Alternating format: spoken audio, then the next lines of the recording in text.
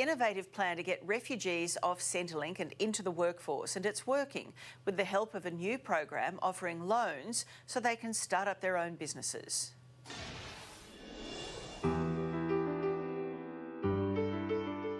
It is very important in getting people off the welfare. He's the banker from Kabul with a plan to slash our welfare bill. We are getting refugees from there to here, from Centrelink to small businesses. Good to see you. Backed by corporate heavyweights to give loans to refugees. This is not a gift. Not everyone will get a loan.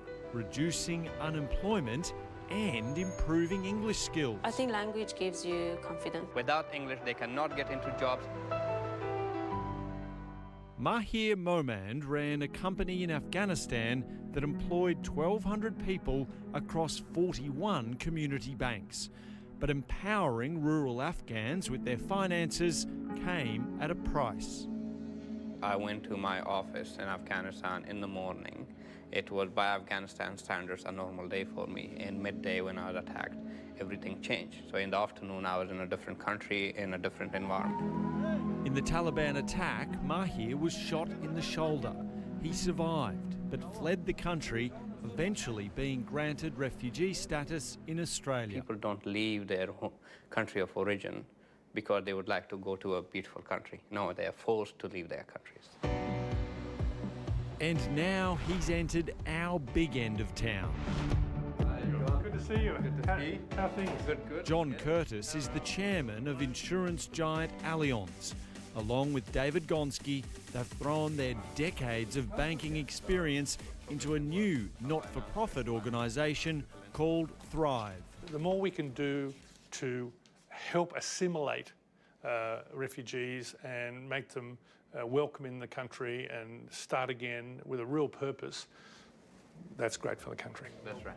And we discussed that there. Mahir is Thrive's CEO, and this is how it works. When a refugee arrives in Australia, they have no credit history, which means they can't get a loan. Thrive will lend solely to refugees and asylum seekers, offering up to $20,000 at an interest rate of 9.5% for a maximum of 3 years. It's not a handout, this, is it? No, it's not a handout. It's a proper loan. We expect repayment. In fact, in order to get the loan, they have to produce a business plan. And so this is not a gift. This is not everyone will get a loan. Mujgan Rajabali is one of the first recipients. She's already started her own small business, running a hair salon from her modest flat in Parramatta. What's the hardest thing about living and working in the same place? Just being concerned all the time. Is there any hair in your food or in your dish? Or no, I'm just checking. Mujgan was a hairdresser in Iran until she fled 4 years ago. The loan from Thrive will help her with the fit out of her new salon, which she'll run with her sisters. We can work as a team again together, and hopefully we get more clients day by day. Jamie Mahmood was a signwriter in Iran. He arrived by boat at Christmas Island 4 years ago.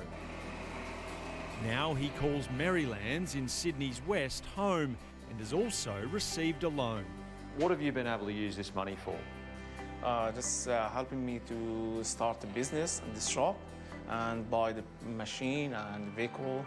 Before they qualify for a loan, the new ventures are assessed for a sound business plan and to ensure there's a market for their product. They also receive ongoing mentoring to ensure their company can thrive. Good. How's business? Now I've got a business plan for the future. This gives them an opportunity of starting a business, going back to what they were doing before in some cases, employing people and also taking them off the welfare system. And this is the key point. Getting a job can be incredibly difficult for a refugee. Often they're suffering psychological trauma from the war they left behind. Their English is usually quite poor, and any education or training they completed abroad is mostly not recognised here in Australia. Refugees don't want to be on Centrelink payments. It's degrading. There's no exact figure on how much the government pays in welfare to refugees, but estimates suggest at least $100 million per year. majority of people who come to us would be on welfare, and we can clearly see how people come off the welfare.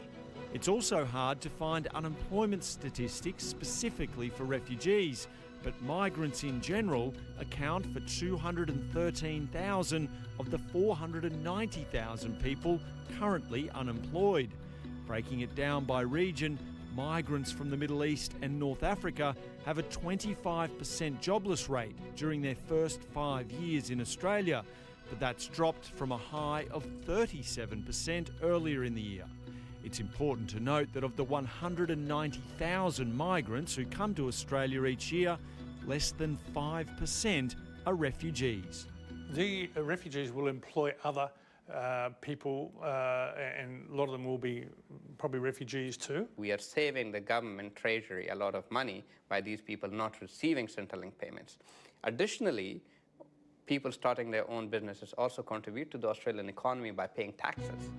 Mahir Momand is uniquely placed to comment on the government's proposed changes to the English language requirements to becoming a citizen. You'll need to have competent English. That is a vital requirement. A very large number of Australians will never reach the level of English that's being demanded by this test, and Labor will be opposing it. Without English, they cannot get into jobs, they cannot start small businesses, and they cannot effectively integrate into the community without it. Since I came, I started to learn English quickly, and I studied English, and then I started to work. So these things helped me to improve my English. In her home hair salon, Mujgan Rajabali gets more English practice than most new arrivals, but still has a few troubles with Australian slang. Somebody told me, no worries. Then I thought, no, I'm not worried about anything. I'm okay. I thought no worries similar to, don't worry. I said, no, I'm not worried, I'm okay. And once she gets her new salon up and running, she'll be really on her way. And how good will it be to get out of here and get into a proper hair salon? That would be amazing. Now I can't wait to open the shop. No worries, and you can find more information on the Thrive initiative on our website.